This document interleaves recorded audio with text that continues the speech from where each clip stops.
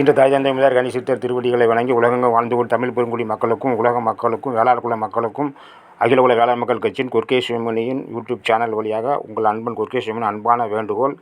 இன்று வாக்காளர்களுக்கு முக்கிய அறிவிப்பு. தமிழ்நாட்டு வாக்காளர்களே கவனம் கவனம். எஸ்ஐஆர் பணிகளை தொடர்ந்து தமிழ்நாட்டில் இன்று டிசம்பர் 19 வெளியான வரைவு வாக்காளர் பட்டியலில் தங்களது பெயர் உள்ளதா என்பதை voters.eci.gov.in இணையத்தில் வாக்காளர்கள் அடையாள அட்டை எண்ணை பதிவிட்டு தெரிந்து கொள்ளவும்.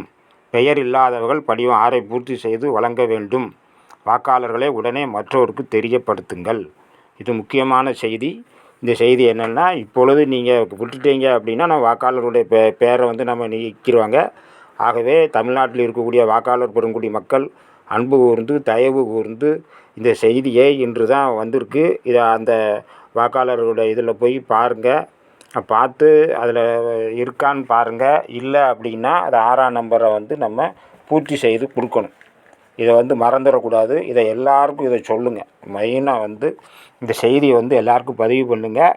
இதில் இந்த டிசம்பர் 19ஆம் தேதி தான் அந்த வரைவு வாக்காளர் பட்டியல் வெளியிடப்பட்டிருக்கு. இதை நீங்கள் சரியாக செய்யுங்க.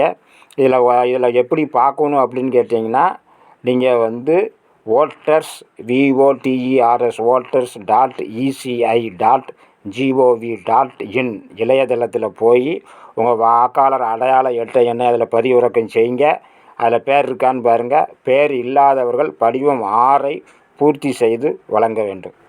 நீங்கள் இதை செஞ்சீங்கன்னா நமக்கு வாக்காளருடைய இது ஓட்டு போடுறதுக்கு முன்னக்கூட்டியே இந்த செயலை செய்யணும். இதை கொர்க்கே சிவமணி யூடியூப் சேனல்லையே செய்கிறோம். ஆகவே இந்த சேனலை சப்ஸ்கிரைப் பண்ணிக்கோங்க.